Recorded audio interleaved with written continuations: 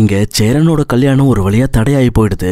அதுலயும் குறிப்பா அந்த பொண்ணு இந்த பக்கம் சேரனை பிடிக்கல அப்படின்ற மாதிரி அவங்க பேசின பேச்சுக்கு இந்த கடுப்பாவே பேசி விட்டுறாங்க.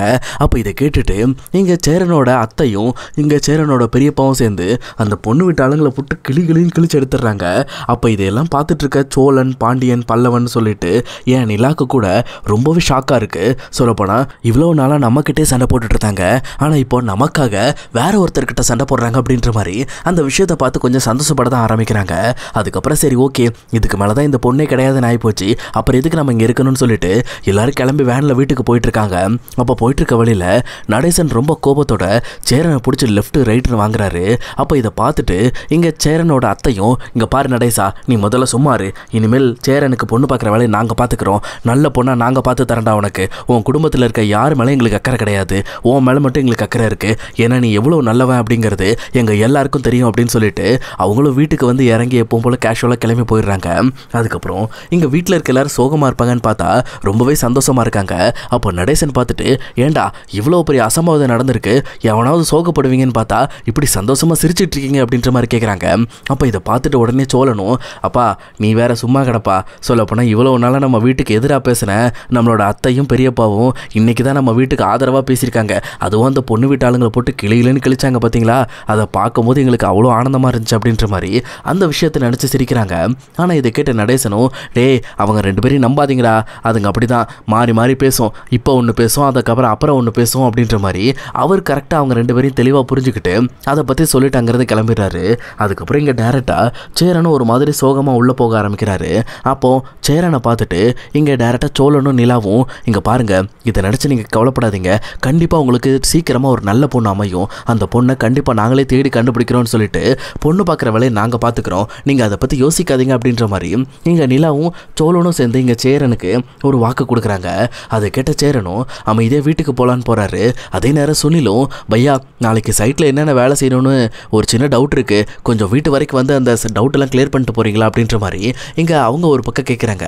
அப்போ இதை கேட்டுட்டு உடனே சேரனும் டே பாண்டி என்ன எப்படியாவது சுனில் வீட்டில் மட்டும் கொஞ்சம் நேரம் விட்டுடுறா, நான் சுனில் வீட்டுக்கு போயிட்டு அவங்ககிட்ட நாளைக்கு சைட்டில் என்னென்ன வேலை செய்யணும் அப்படிங்கிற விஷயம்லாம் சொல்லிட்டு வந்துடுறேன், ஏன்னா நாளைக்கு நான் ஒரு நாள் லீவ் போட்டு ரெஸ்ட் எடுக்கலான்னு இருக்கேன், அதுக்காக தான் அப்படின்ற மாதிரி சொல்லிட்டு இங்கே பாண்டியை கூட்டிகிட்டு டேரெக்டாக சுனில் வீட்டுக்கு போகிறாங்க. அங்கே போனதுக்கப்புறம் இங்கே சுனில் மட்டும் ரொம்ப கேஷுவலாக உட்காந்துட்டு இருக்காரு. அப்போ சந்தா தான் காஃபி எடுத்துகிட்டு வந்து கொடுத்துட்ருக்காங்க. அப்போ கரெக்டாக இங்கே சேரனும் பாண்டியும் வர்றதை பார்த்துட்டு சந்தாவும் அவங்களுக்கும் காஃபி எடுத்துகிட்டு வரேன்னு சொல்கிறாங்க. ஆனால் இந்த பக்கம் பாண்டி இருந்துக்கிட்டே இல்லை, நான் வானதியை போய் ட்ராப் பண்ண வேண்டியது இருக்குது, நான் போய் ட்ராப் பண்ணிட்டு வந்துடுறேன் அப்படின்னு சொல்லிட்டு பாண்டி அங்கிறது வேகமாக கிளம்பிடுறாரு. அதுக்கப்புறம் இங்கே சேரன் மட்டும் சுனில்கிட்ட இந்த மாதிரி சைட் வேலை என்னென்ன செய்யணும் அப்படிங்கிறதையும் சொல்லி முடிக்கிறாரு.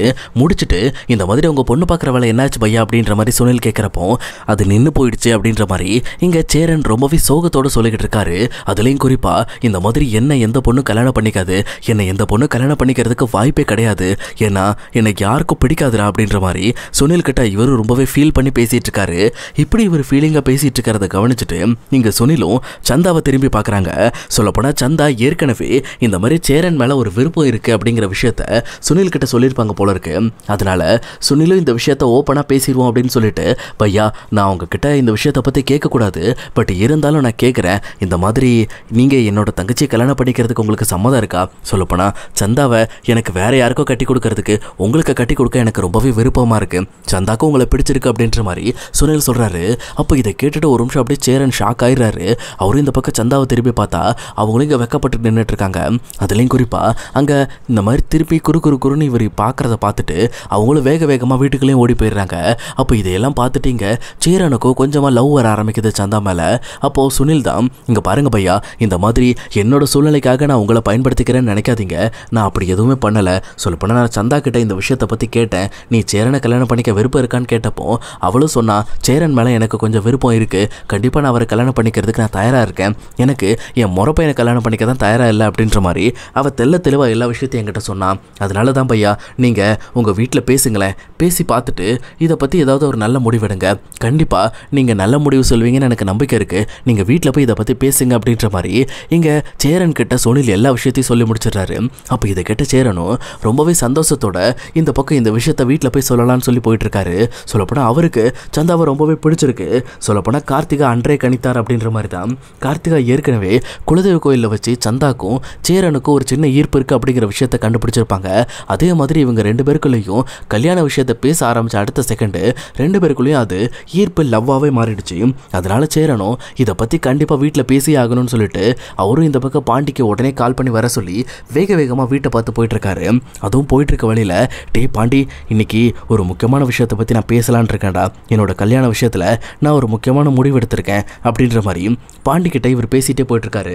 அப்போ இதை கேட்டுட்டு இருக்க பாண்டிக்கு ஐயோ அண்ணன் அடுத்த முடிவு எடுத்துருச்சா, இது என்ன முடிவுன்னு தெரியலையே அப்படின்ற மாதிரி அவங்க யோசிச்சுட்டு இருக்காங்க.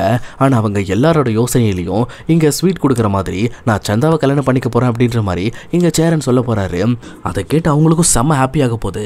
அதனால் அடுத்து சந்தாக்கும் சேரனுக்கும் எப்படி கல்யாணம் ஆக போகுது அப்படிங்கிறத இனி வரப்போகிற இந்த வாரத்துக்கான எபிசோடில் நம்ம கண்டிப்பாக வெயிட் பண்ணி பார்க்கலாம் guys.